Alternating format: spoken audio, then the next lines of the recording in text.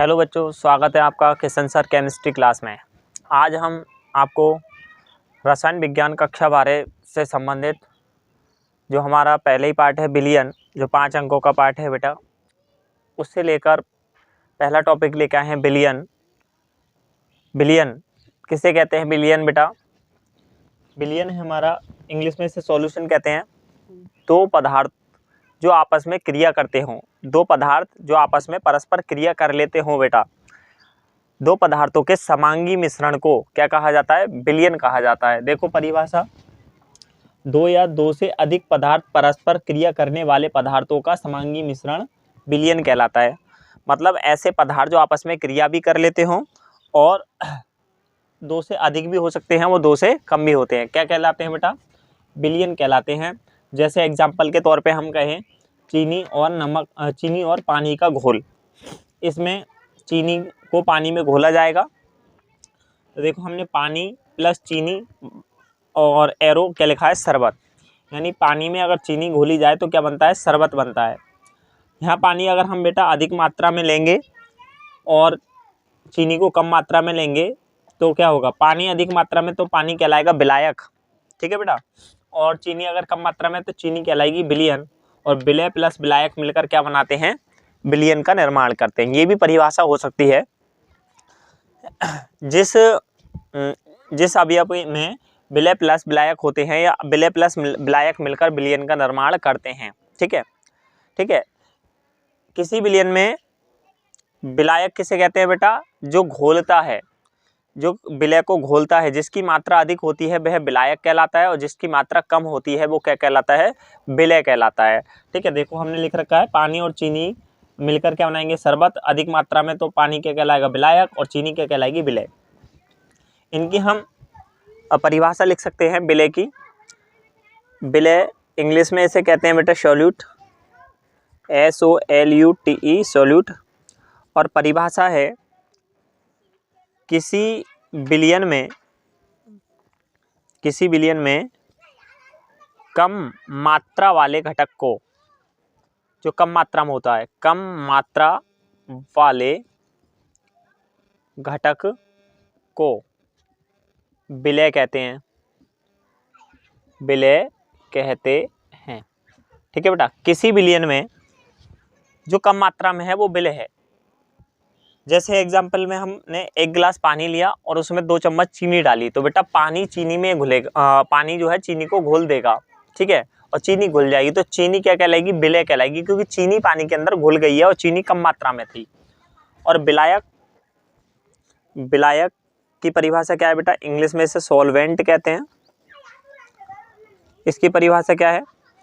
किसी विलयन में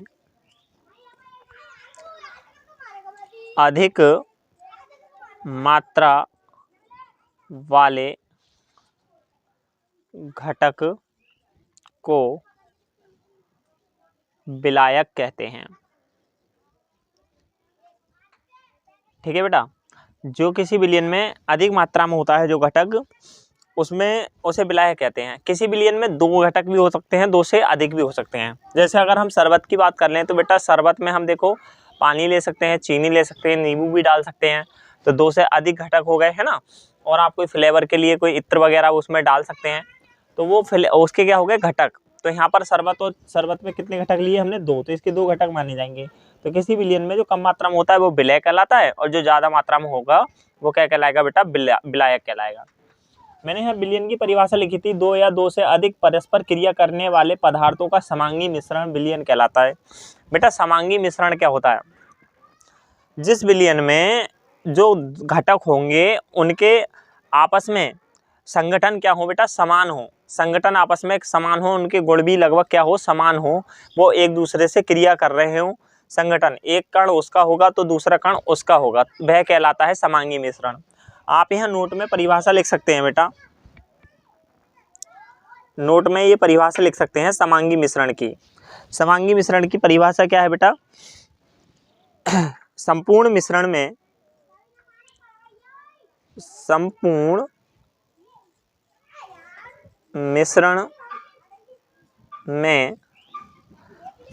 पदार्थों का संगठन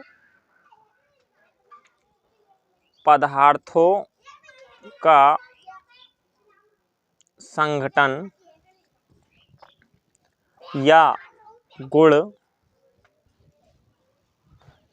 पदार्थों का संगठन या गुण एक समान रहता है, एक समान रहता है तो यह मिश्रण समांगी मिश्रण कहलाता है। ठीक है बेटा, जब संपूर्ण मिश्रण में पदार्थों का संगठन, आपस में जो उनका घुलना मिलना है, क्रिया जो परस्पर करेंगे, अगर वो समान रहता है तो ऐसा मिश्रण क्या कहलाएगा? समांगी मिश्रण। ऐसी इसकी दूसरी परिभाषा भी बन जाती है विषमांगी मिश्रण। विषमांगी मिश्रण किसे कहते हैं? जिस मिश्रण में पदार्थों का संगठन समान नहीं रहता है उसे कहते हैं विषमांगी मिश्रण, और जिसमें समान रहता है वो क्या कहलाता है बेटा? समांगी मिश्रण कहलाता है। ठीक है, आप कॉपी में उतार लो बेटा, या फिर आप स्क्रीनशॉट ले सकते हैं। ऐसे ही पूरे वीडियो हम बनाएंगे, आप सुंदर सुंदर नोट बनाइए ताकि आपको पढ़ने में आसानी हो और मन भी लगेगा पढ़ाई में। आप नोट बनाते रहिएगा। अब हम देखेंगे अगला टॉपिक बेटा, विलयनों के प्रकार, टाइप्स ऑफ सॉल्यूशन। विलयनों के प्रकार, हमने जो पहला प्रकार लिया है विलयनों का वो है बेटा भौतिक अवस्था के आधार पर, यानी कंडीशन ऑफ फिजिकल प्रॉपर्टी। भौतिक अवस्था के आधार पर देखो बेटा, पदार्थ जो होते हैं उनकी तीन मतलब भौतिक अवस्था होती है प्राय तौर पर तीन, ठोस, द्रव और गैस। वैसे तो आज वैज्ञानिकों ने पदार्थ की 5 भौतिक अवस्थाएं खोज ली हैं। 3 तो आप पढ़ते ही आ रहे हैं बेटा, ठोस, द्रव, गैस। चौथी है प्लाज्मा और 5वीं है बोस-आइंस्टाइन कंडेंसेट। ठीक है, इस प्रकार से अब पदार्थ की 5 भौतिक अवस्थाएं ज्ञात करी जा चुकी हैं, मगर हमें जो मुख्यतः पढ़नी है वो है हमारी 3, ठोस, द्रव और गैस। अब देखो बेटा, पदार्थों की भौतिक अवस्था के आधार पर विलयन ठोस का भी हो सकता है, ठोस द्रव का भी हो सकता है, ठोस गैस का भी हो सकता है, गैस का भी हो सकता है। इस कंडीशन पे आधार पर विलयन कितने प्रकार के हो सकते हैं बेटा? क्योंकि पदार्थ 3 अवस्थाओं में रहता है तो इस अवस्था के आधार पर विलयन 9 प्रकार के हो सकते हैं। तो मैंने एक टेबल तैयार करी है भौतिक अवस्था के आधार पर, और यहाँ क्रम, विलयन का प्रकार, विलय और विलायक। ठीक है बेटा, विलयन का प्रकार, हमारा पहला विलयन का जो प्रकार है, मान लो गैस का विलयन है। क्रम नंबर 1 हमने जो विलयन लिया है पहले है गैस का विलयन। तो आप जानते हैं विलयन में दो घटक होते हैं, विलय और विलायक। तो इसमें विलय भी कौन होगा बेटा? गैस होगा, और विलायक भी हमारा क्या होगा? गैस ही होगा। विलायक भी कौन होगा? गैस। गैस के विलयन में विलय भी हमारा क्या है?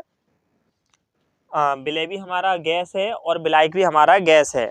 ठीक है, एग्जाम्पल अगर यहाँ हम उदाहरण दे दें बेटा, उदाहरण, तो ऐसा कौन सा विलयन होता है? तो ऐसा होता है वायु इस तरीके का विलयन होता है कि दोनों में क्या होती है? गैस और गैस। विलय भी गैस और विलायक भी क्या होता है? गैस ही होता है। अगला हमारा जो विलयन है वो है गैस और द्रव का विलयन। इसमें हमारा विलय जो होगी वो गैस होगी, और विलायक हमारा क्या होगा बेटा? विलायक हमारा होगा इसमें द्रव। इसमें विलय कौन है? गैस, और विलायक कौन है? द्रव। जैसे हम कह सकते हैं सोडा वाटर कह सकते हैं। एग्जाम्पल में हम ले सकते हैं सोडा वाटर। ठीक है, सोडा वाटर में जो आप कोल्ड ड्रिंक्स पीते हैं, ठीक है, कोल्ड ड्रिंक्स से आपने थम्स अप पी होगी, कोका कोला पी होगी, तो उसमें जो गला काटती है कार्बन डाइऑक्साइड गैस भरी होती है प्रेशर से। ठीक है, तो वो किस में घुली होती है बेटा? उस टाइम दाब के कारण वो जल में घुली होती है, CO2। ठीक है, तो वहाँ पर द्रव होता है विलायक, मतलब गैस को घुलने वाला, और जो गैस है हमारी वो होती है विलय। तो आप सोडा वाटर एग्जाम्पल में कह सकते हैं। तीसरा हमारा विलयन है गैस और ठोस का विलयन। गैस और ठोस का विलयन। जिसमें हमारी विलय है होगी गैस और विलायक कौन होगा बेटा, ठोस। ठीक है, विलय कौन होगी, गैस, और विलायक कौन होगा, ठोस। ठीक है, अब एग्जाम्पल क्या है इसका, एक धातु होती है पैलेडियम। पैलेडियम धातु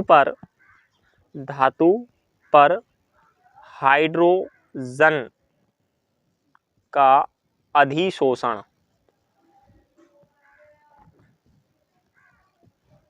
एक धातु होती है पैलेडियम, और पैलेडियम पर हम क्या करते हैं, अधिशोषण कराते हैं। अधिशोषण गैस को उस पे स्थिर कर देते हैं, जमा देते हैं। ठीक है, अधिशोषण का मतलब होता है ऊपर से किसी चीज को रखना। अधिशोषण जैसे एक मान लो ये ब्लैक बोर्ड सामने व्हाइट बोर्ड टंग रहा है सामने, और इसे हम कुछ दिनों ऐसे ही छोड़ दें तो इस पर धूल मिट्टी के कण आ जाएंगे बेटा और यहाँ लग जाएंगे, और वो बिना किसी बंद के कारण ही जुड़ने लगेंगे। हम उन्हें जोड़ेंगे नहीं, फिर भी इस पर रुक जाएंगे। तो वो किस कारण, अधिशोषण हो जाएगा। धीरे धीरे उस पर अपना बंद बनाएगा, उससे वो अपनी ओर खींचेगा, थोड़ा बहुत बंद बनाएगा, अपनी ओर आकर्षित करेगा। अधिशोषण का वांडरवाल वंश से वांडरवाल्स बंद बन जाते हैं, कमजोर बंद जो होते हैं। तो उस पर पैलेडियम धातु पर हम हाइड्रोजन का क्या करा देते हैं, अधिशोषण करा देते हैं। ठीक है, ये भी एग्जाम्पल हो गया गैस और ठोस के विलयन का। और चौथा हो गया हमारा द्रव और गैस का विलयन। द्रव और गैस का विलयन, ये था हमारा गैस और द्रव का विलयन, ये है द्रव और गैस का विलयन। यहाँ पर विलय होगी हमारी, विलय में कौन होगा बेटा, विलय में होगा द्रव और विलायक होगा गैस। विलायक कौन होगा, गैस। और इस तरीके का एग्जाम्पल जो है ये है वायु में जल वाष्प। वायु में जल वाष्प, आप सुबह सुबह जब जाते हैं तो, और सर्दियों के मौसम में तो ठंडी ठंडी हवा लगती है। ठीक है, ठंडी ठंडी हवा चलती है, तो वहाँ पर ठंडी हवा में जो जल की क्या होती है, कुछ वाष्प होती है जो ठंडा ठंडा महसूस कराती है। तो वो जल घुला हुआ है किसमें, वायु में। तो इस तरीके का ये भी विलयन हो गया, द्रव और गैस का विलयन। यानी यहाँ पर विलय होगा द्रव और विलायक कौन होगी, गैस। पांचवा हमारा विलयन होगा द्रव और द्रव का विलयन। द्रव और द्रव का विलयन, यहाँ पर विलय भी द्रव होगा और विलायक भी कौन होगा बेटा, द्रव ही होगा। विलय भी द्रव और विलायक भी द्रव। इस तरीके का हम कह सकते हैं जो है हमारा एग्जाम्पल, जल और एल्कोहल। जल और एल्कोहल का मिश्रण। जल और एल्कोहल का हम मिश्रण कह सकते हैं। ठीक है, इसमें जब हम जो एल्कोहल होती है, जैसे हम शराब कहते हैं, वो जल में आसानी से घुल जाती है। दोनों ध्रुवीय विलायक हैं। तो जल और एल्कोहल का मिश्रण, वहाँ पर जल द्रव है और एल्कोहल भी क्या है, द्रव है। ठीक है, छठा जो विलयन हमारा बनेगा वो हो जाएगा द्रव और हमारा ठोस का विलयन। द्रव और ठोस का विलयन, जिसमें हमारा विलय होगी द्रव और विलायक होगा ठोस। विलायक कौन होगा बेटा, ठोस होगा। ठीक है, और इसका हम एग्जाम्पल कह सकते हैं, सोने में पारा। सोने में किसको मिलाया जाता है, पारा। सोने में पारा, पारा एक धातु होती है और सोना भी Au एक धातु है, गोल्ड। तो धातु ये ठोस रूप में होती है, पारा जो होता है द्रव रूप में होता है। ठीक है, पारा धातु कैसे होती है, Hg द्रव रूप में। तो सोने में पारा अगर मिलाया जाए तो यहाँ सोना क्या होगा हमारा, सोना हमारा जो विलायक होगा ज़्यादा मात्रा में, पारा क्या होगी, कम मात्रा में होगी। तो द्रव ये कहलाएगी, विलय कहलाएगा, पारा द्रव कहलाएगा, मतलब विलय कहलाएगा, और जो सोना है वो हमारा विलायक कहलाएगा। अगला हमारा सातवां जो है एग्जाम्पल है, सातवां प्रकार कौन सा है बेटा, ठोस और गैस का विलयन। ठोस और गैस का विलयन, यहाँ पे हमारा विलय होगा ठोस और विलायक होगा गैस। विलायक कौन है आपकी बार, गैस है। ठीक है, विलायक कौन है, गैस। तो एग्जाम्पल में हम कह सकते हैं यहाँ पर धुआं हम कह सकते हैं, कोहरा कह सकते हैं। धुआं जो होता है, वहाँ पर धुआं पर छोटे छोटे ठोस के कोलाइडी कण होते हैं। ठीक है, छोटे छोटे कण होते हैं गैस में मिले हुए। तो गैस वहाँ पर विलायक है और ठोस वहाँ पर जो कोलाइडी कण है वो क्या है हमारा, ठीक है, वो क्या हमारा विलय का काम करेगा। या फिर एग्जाम्पल है इसका आयोडीन और कपूर, और भी एग्जाम्पल है इसका आयोडीन और कपूर भी इसका एग्जाम्पल है बेटा, ठीक है। ये पूछा जाता है ठोस और गैस का विलयन जो है, या तो धुआं आप कह सकते हो, ठीक है, और आयोडीन और कपूर। 8वां ठोस और द्रव का विलयन, ठोस और द्रव का विलयन। तो यहाँ पर विलय होगा हमारा ठोस और विलायक कौन होगा हमारा द्रव। इस कंडीशन में एग्जाम्पल जो आएगा हमारा, ये शरबत हम कह सकते हैं, शरबत। यहाँ पर शरबत में देखो, शरबत में चीनी जो होती है, चीनी वो हमारी ठोस रूप में होती है, पानी किसके रूप में होता है, द्रव रूप में। तो चीनी किस में घुलती है, पानी में। तो पानी ज़्यादा मात्रा में होता है विलायक कहलाएगा, और चीनी कम मात्रा में तो विलय कहलाएगी। फिर जो हमारा नवा प्रकार है वो है हमारा किसका विलयन बेटा, ठोस और ठोस का विलयन। ठोस और ठोस का विलयन, यहाँ पर विलय भी ठोस होगा और विलायक भी ठोस ही होगा, ठीक है। विलय भी ठोस है और विलायक भी ठोस है, और विलय और विलायक दोनों ठोस है। तो ऐसा एग्जाम्पल किसका है बेटा, जैसे तांबे में जिंक, तांबे में जिंक को मिलाया जाए तो ये क्या बनता है बेटा, पीतल, पीतल बनता है, पीतल। यहाँ जिंक को हम जस्ता भी कहते हैं, कहीं कहीं जस्ता आ जाता है, तांबे में जस्ता। तो तांबे में और जिंक का जो विलयन है वो क्या कहलाता है, पीतल। तो इस प्रकार से भौतिक अवस्था के आधार पर पदार्थों के 9 प्रकार के विलयन हो सकते हैं, ठीक है। गैस और गैस का विलयन, गैस द्रव का विलयन, गैस ठोस का विलयन, द्रव गैस का विलयन, द्रव द्रव का विलयन, द्रव ठोस का विलयन, ठोस गैस का विलयन, ठोस द्रव का विलयन और ठोस ठोस का विलयन। आपको ये टेबल बेटा आसानी से याद हो जानी चाहिए, इतना कोई इसमें दिक्कत वाली बात नहीं है। आप 1-2 बार रिवाइज करेंगे तो ये आसानी से याद हो जाएगा। तो पहला हमारा जो विलयनों का प्रकार हो गया वो हो गया बेटा भौतिक अवस्था के आधार पर, ठीक है। अब हम दूसरा प्रकार पढ़ेंगे।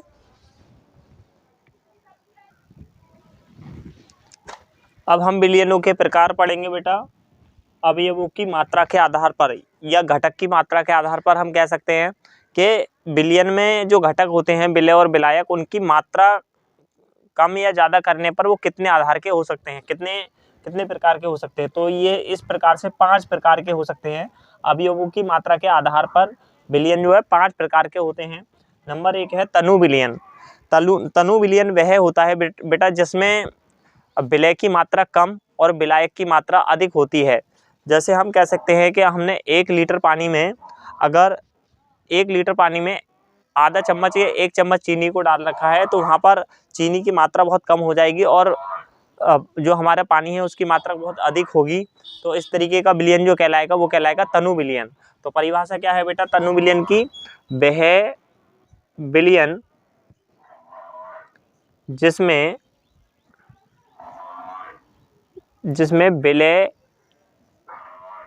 की मात्रा कम तथा विलायक की मात्रा अधिक होती है, विलायक की मात्रा अधिक होती है, ठीक है। तो जिसमें विलय की मात्रा कम होगी और विलायक की मात्रा अधिक होगी वह क्या कहलाएगा बेटा तनु विलयन कहलाएगा। इसे इंग्लिश में डाइल्यूट सॉल्यूशन कहते हैं। फिर अगला आएगा हमारा सांद्र विलयन। सांद्र विलयन जो हो गया उसको इंग्लिश में कंसंट्रेट विलयन सॉल्यूशन कहते हैं।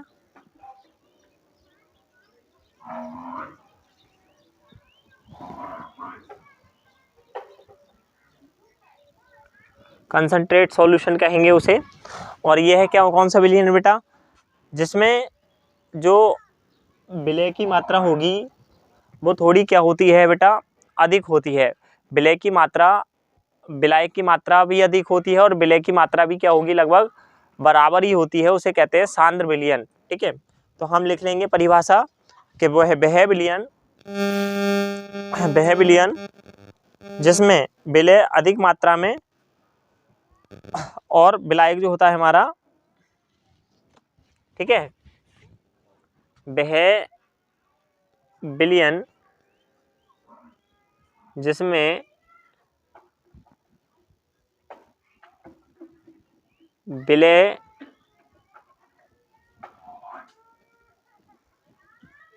अधिक मात्रा में होता है। वह विलयन जिसमें विलय क्या होता है, अधिक मात्रा में होता है, सांद्र विलयन कहलाएगा। एग्जाम्पल के तौर पे अगर हम कहें, हमारे पास 1 लीटर अगर पानी है और उसमें हम 200 ग्राम चीनी को घोल दें तो पानी मीठा हो जाएगा, खूब मीठा हो जाएगा बेटा, तो वो विलयन जो कहलाएगा सांद्र विलयन कहलाएगा। ठीक है। और अगर 1 चम्मच चीनी को घोला है तो वो तनु विलयन कहलाएगा। तो ये हो गया तनु विलयन और सांद्र विलयन, 2 प्रकार। तीसरा हमारा जो प्रकार है, तीसरा प्रकार, अगला हमारा विलयन का प्रकार है अवयवों की मात्रा के आधार पर संतृप्त विलयन। संतृप्त विलयन किसे कहते हैं बेटा? सैचुरेटेड सॉल्यूशन, वह विलयन जिसमें और अधिक विलय की मात्रा घोली ना जा सके। ठीक है, और अधिक विलय की मात्रा घोली ना जा सके। हम लिख लेंगे, वह विलयन जिसमें विलय की अधिकतम मात्रा घुली हो। विलय की अधिकतम मात्रा घुली हो क्या कहलाएगा बेटा? विलय की अधिकतम मात्रा घुली हो क्या कहलाएगा? संतृप्त विलयन कहलाएगा। एग्जाम्पल के तौर पे हम कहें कि आप जो है 1 लीटर पानी में अगर चीनी घोलना प्रारंभ करेंगे तो बेटा चीनी डालो आप थोड़ी थोड़ी और वो घुलती रहेगी और घुलती रहेगी। एक समय ऐसा आएगा आप चीनी डालते आएंगे, घोलते आएंगे और चीनी घुलना बंद हो जाएगी। तो जब चीनी घुलना बंद हो जाएगी तो ऐसे विलयन को हम कहते हैं बेटा संतृप्त विलयन। ऐसे विलयन को क्या कहेंगे हम? संतृप्त विलयन कहेंगे। ठीक है। अगला हमारा प्रकार है असंतृप्त विलयन।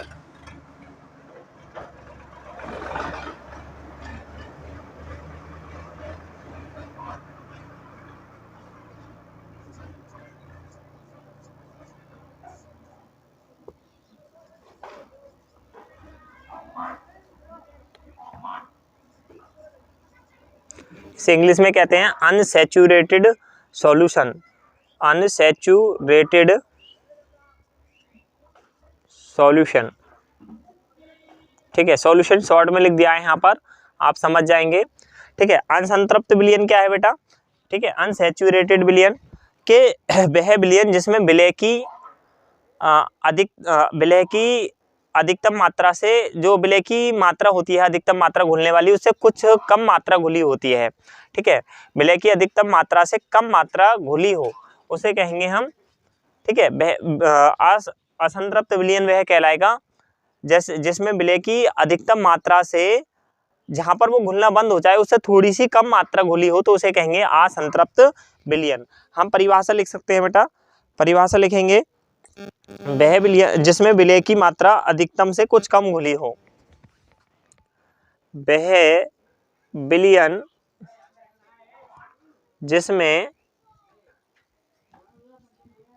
विलय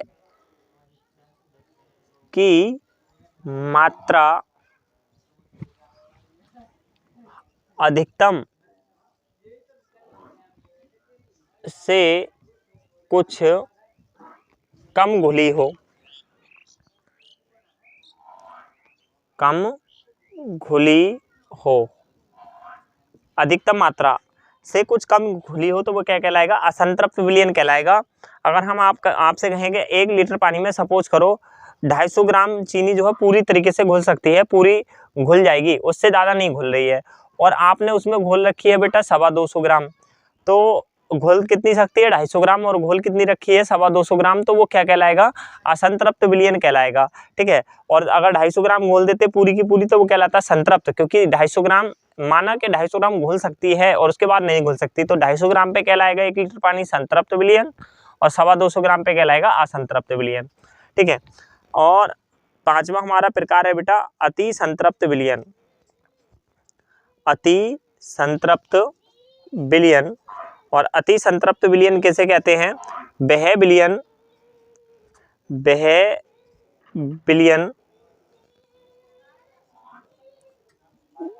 जिसमें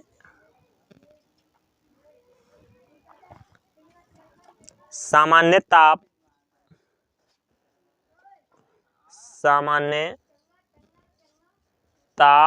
तथा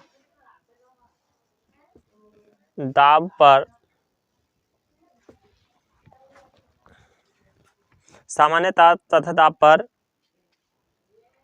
विलय की अधिकतम मात्रा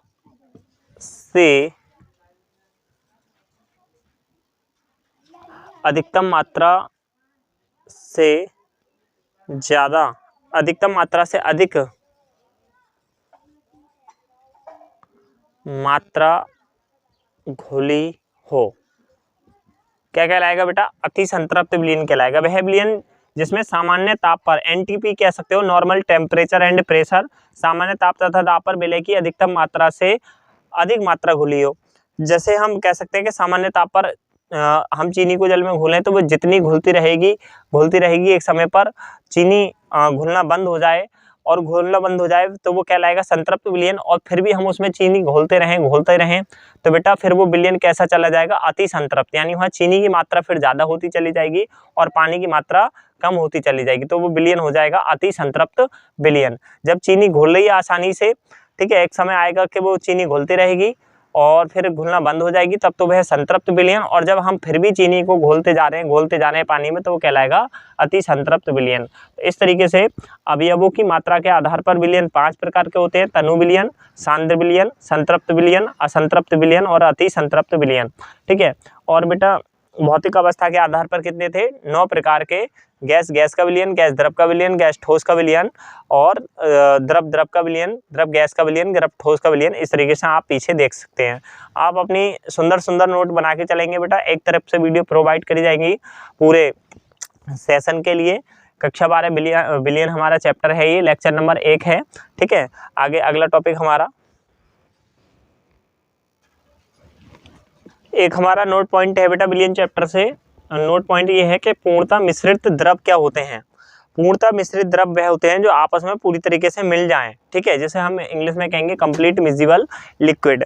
तो पूर्णतः मिश्रित यानी जब हम द्रव और द्रव को मिलाएंगे तो वह कब मिलेंगे? जैसे आपने देखा होगा, अगर हम एल्कोहल और जल को मिलाएं, शराब और जल को, तो पूर्णतः मिश्रित हो जाते हैं। जबकि तेल भी एक प्रकार का द्रव है और वह पानी में नहीं घुल सकता है। ठीक है, पानी में आसानी से नहीं घुलता है। तो वो क्यों नहीं घुलता है? तो बेटा पूर्णतः मिश्रित द्रव क्या होते हैं? ठीक है, जब दोनों द्रव ध्रुवीय होते हैं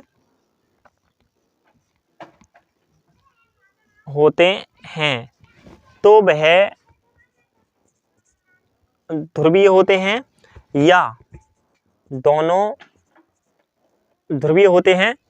जब दोनों ध्रुव ध्रुवीय होते हैं, जैसे हम कह सकते हैं एल्कोहल तथा जल।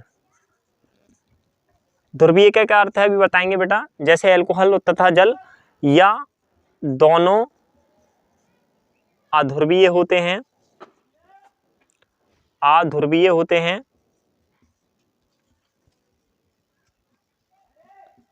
जैसे साइक्लोहेक्सेन तथा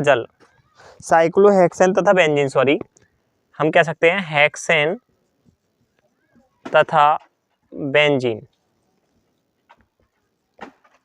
साइक्लोहेक्सेन तथा बेंजीन या हेक्सेन तथा बेंजीन, तो वह क्या होंगे बेटा? पूर्णतः मिश्रित होंगे। जब दोनों द्रव जो होंगे ध्रुवीय होते हैं या अध्रुवीय होते हैं। ध्रुवीय क्या होते हैं? ऐसे द्रव जिसमें विद्युत ऋणात्मक तत्व होते हैं, जिनकी विद्युत ऋणात्मकता अधिक होती है। जैसे जल की बात करें तो हमारा जल का सूत्र है H2O, तो O जो है उसमें विद्युत ऋणात्मक तत्व है, ये इलेक्ट्रॉन को कहाँ खींच लेता है? अपनी ओर। तो ऐसे द्रव अगर होंगे उनमें जो है कि विद्युत ऋणात्मक तत्व होंगे, तो वे पूरी तरीके से क्या होंगे बेटा? एक दूसरे में मिश्रित हो जाएंगे, और या फिर दोनों अध्रुवीय हों, ठीक है, तो वो क्या कहलाएंगे, पूर्णतः मिश्रित द्रव कहलाएंगे। जैसे देखो जल, जब दोनों द्रव ध्रुवीय होते हैं तो एग्जाम्पल क्या है, एल्कोहल तथा जल। जल का सूत्र है H2O तथा एल्कोहल का सूत्र क्या है, C2H5OH। तो इसमें भी बेटा विद्युत ऋणात्मक तत्व O है और इसमें भी O है, तो ये दोनों क्या है, पूर्णतः मिश्रित हैं। जबकि हेक्सेन और बेंजीन, हेक्सेन का सूत्र क्या होता है बेटा, हेक्सेन जो होता है बेंजीन C6H12 और हेक्सेन का होता है, हेक्सेन का C6H6 और बेंजीन का होता है इसकी संरचना के आधार पर देखते हैं हम, बेंजीन का C6H6 होता है, ठीक है, C6H6, और उसका भी हेक्सेन को फिर हम साइक्लोहेक्सेन कह सकते हैं। साइक्लोहेक्सेन में हमें संरचना बनानी पड़ेगी, तो इसमें बेंजीन में देखो कहीं भी विद्युत ऋणात्मक तत्व नहीं है हमारा, ठीक है, कहीं भी विद्युत ऋणात्मक तत्व नहीं है, तो ये दोनों क्या है, अध्रुवीय। तो क्या होते हैं बेटा, पूर्णतः मिश्रित, जब दो द्रव जो होते हैं पूर्णतः मतलब ध्रुवीय होते हैं तो वो पूर्णतः मिश्रित होंगे, या फिर दोनों अध्रुवीय हो तो वो क्या होंगे, पूर्णतः तब भी पूर्णतः मिश्रित होंगे, ठीक है। अब देखो पूर्णतः अमिश्रित द्रव, कंप्लीट इमिसिबल लिक्विड, पूर्णतः अमिश्रित। देखो पूर्णतः अमिश्रित का मतलब है वो बिल्कुल आपस में घुले ही ना। तो कब नहीं घुलेंगे बेटा, जब दोनों द्रवों में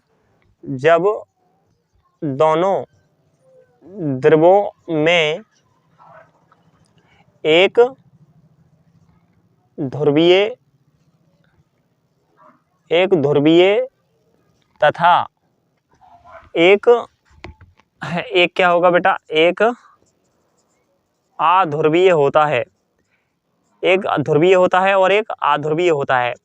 तो जब वह दोनों द्रवों में से एक द्रव जो होगा, दोनों द्रवों में एक द्रव जो होगा वो ध्रुवीय हो और एक अध्रुवीय हो, तो वो पूर्णतः मिश्रित नहीं होंगे, वो आपस में नहीं मिलेंगे। जैसे हम एग्जाम्पल की बात करें तो, ठीक है बेटा, एग्जाम्पल की, जैसे बेंजीन, जल, बेंजीन में क्या घोले बेटा, जल, या फिर जल में हम कह सकते हैं एग्जाम्पल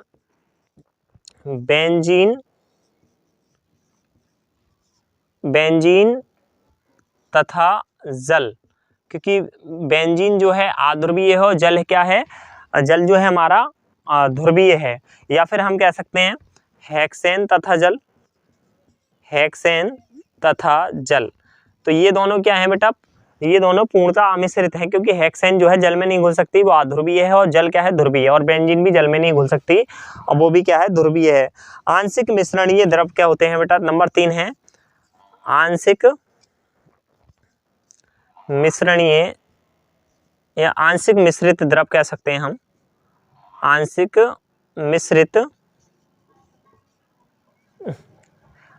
मिश्रित द्रव, ऐसे द्रव जो कम घुलते हो बेटा, पूरी रूप से नहीं घुल सकते हो, कम घुलते हो, तो इसे कहेंगे हम पोर्शियल मिजिबल लिक्विड, पोर्शियल मिजिबल लिक्विड। मतलब आंशिक का मतलब आप जानते हैं, आंशिक का मतलब कम होता है, जो पूर्णतः नहीं घुलते हो परंतु थोड़े बहुत घुल जाते हो। तो एग्जाम्पल के तौर पे, जो द्रव प्रकृति में बिल्कुल समान नहीं होते हैं तथा बिल्कुल असमान भी नहीं होते हैं, जो द्रव प्रकृति में समान नहीं होते हैं परंतु असमान भी नहीं होते हैं, असमान भी नहीं होते हैं, ठीक है। पूरी तरीके से ध्रुवीय भी नहीं हो और पूरी तरीके से ध्रुवीय अध्रुवीय भी नहीं हो, थोड़ा बहुत घुल जाते हैं। जैसे हम एग्जाम्पल में कहें तो ईथर तथा जल का घोल बेटा, ईथर एक द्रवीय पदार्थ है, हमारे कंपाउंड में है, सेकंड वॉल्यूम में कार्बनिक रसायन में वहाँ पढ़ाया जाएगा। ईथर एक वाष्पित द्रव होता है, बहुत जल्दी वाष्प हो जाता है, और जल ये कम घुलता है जल में, तो इस तरीके का जो विलयन कहलाएगा वो आंशिक मिश्रित। तो ये नोट पॉइंट आपको याद रखने, पूर्णतः मिश्रित जो ध्रुवीय होंगे, तो ध्रुवीय विलय जो है मतलब ध्रुवीय द्रव ध्रुवीय में जल्दी घुलेगा और अध्रुवीय में जल्दी घुलेगा, ध्रुवीय अध्रुवीय में नहीं घुलेगा, और जबकि जो आंशिक मिश्रित हैं वो घुल जाएंगे। ठीक है, वीडियो देखने के लिए धन्यवाद। इसी तरीके के हम वीडियो आगे लाएंगे। चैनल को आप लाइक करें, सब्सक्राइब करें तथा अपने दोस्तों को शेयर भी करें ताकि आपके दोस्त भी वीडियो का फ़ायदा उठा सकें। आप बेटा आप जो है एक तरफ से नोट्स बनाएं या फिर आप वीडियो को अगर आपको धीरे लग रही है अब तो आप स्पीड से बढ़ाकर देख सकते हैं यूट्यूब में। ठीक है, और पढ़ाई को प्लेलिस्ट में जाकर ही पढ़ें। हम यहाँ केमिस्ट्री के साथ साथ बायोलॉजी की वीडियो भी प्रोवाइड करते हैं। बायोलॉजी का भी हमारा सिलेबस पूरा एक तरफ से पढ़ा हुआ है। ठीक है, एक पार्ट से आप वहाँ पे जाकर देख सकते हैं। आपको सर्च करना है Kishan sir chemistry class Bilari. धन्यवाद।